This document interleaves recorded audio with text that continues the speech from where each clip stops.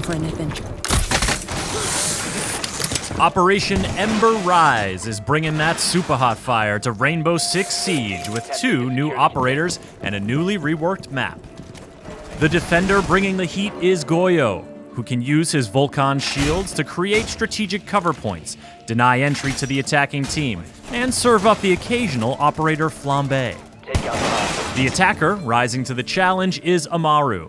Her Gara hook can quickly zip her up to rooftops, exterior windows, open hatches, and skylights. We've got the details you need to know about the new operators, as well as a tour of the newly reworked Canal map. First up is Goyo. This operator from Mexico's FES unit is a savvy tactician who can rapidly deploy his Vulcan shields to stymie incoming attackers. The Vulcan shield shares all the attributes of a deployable shield, including the new look and the new Snap to Doorways feature, but the Vulcan shield has a surprise. Anytime Goyo, his teammates, or even the attacking team sets off the incendiary core attached to the back of a Vulcan shield, there's a small explosion, followed by a prolonged "oh my god, it's all on fire" effect that you definitely don't want to try running through. The explosion can be triggered by damaging the core directly or destroying the shield entirely, so Goyo doesn't necessarily have to stick around and be the one to set it off. In fact, this medium speed, medium armor operator can be quite deadly while either roaming with his Vector 45 ACP or hunkering down with the TCSG-12 shotgun. If things go bad, his shields are still a threat even after he's been killed, especially when paired with a Kapkan trap. But the threat goes both ways. While Thatcher's EMP grenades and Twitch's drone can't disable the incendiary core, and IQ can't detect it, the Vulcan shield is still a deployable shield at heart, meaning it can be destroyed, and the explosion triggered by a frag grenade. Or Ash's breaching round. You could also use Zophia's impact grenade, or Sledge's hammer. This is fine. On top of that, anyone with a clear line of sight to the incendiary core can set it off, meaning a poorly placed Vulcan shield can work against the defending team. The goal with Goyo is to leverage the power of the Vulcan shield and deny entry to enemies at critical moments, or simply buy your team some time early on. When the attackers are pushing, or when the round is coming to an end, trigger your Vulcan shields to keep them away from the objective or cover your flank. A well-timed Vulcan explosion can be the difference between lighting up the scoreboard or going down in flames.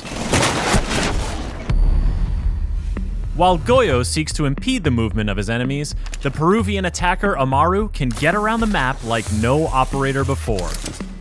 This is her Gara hook, and it lets her zip to any repellable ledge or window to quickly position herself where defenders aren't expecting her to be. And once she's inside the building, the Gara hook lets her travel up through open hatches and skylights. That's a first for Rainbow Six Siege, and defenders will have to adjust their strategy accordingly or pay the price. When it comes to choosing your destination, the Gara hook makes it easy, clearly showing what it can or could grapple to. You can't grapple to something that's too far away or too far below your position, but you can use the hook for horizontal traversal, as long as you're entering a window. Once inside a building, you can't target anything but open hatches and skylights. While the hook will instantly break a wooden barricade on a window, a castle barricade will prevent you from even targeting it. And a closed hatch will need to be opened before you can ascend through it. Amaru's Supernova or ITA-12S shotguns will come in handy if defenders leave those hatches unreinforced. This makes Gara hook entry a bit noisy, so team communication and good droning are all the more valuable. Amaru doesn't pull her gun up until landing from the grapple, so she's completely vulnerable to Kapkan and frost traps lying in wait, not to mention any defenders who may have heard her entry coming. Operators who can give her a quick buff, like Finka, or use their gadgets to distract defenders, like Ying or Dokebi, are strong pairings for Amaru.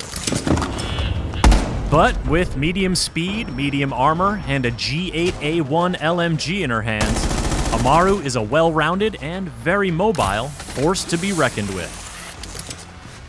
All this action has been taking place on the newly reworked Canal map. The map is still split between two buildings, but an additional bridge has been added to increase building-to-building movement options. There are fewer windows around objective sites, and the rooftops have been reconfigured to make runouts more risky. And additional staircases and color coding throughout both buildings have been added for more rotation options and easier callouts.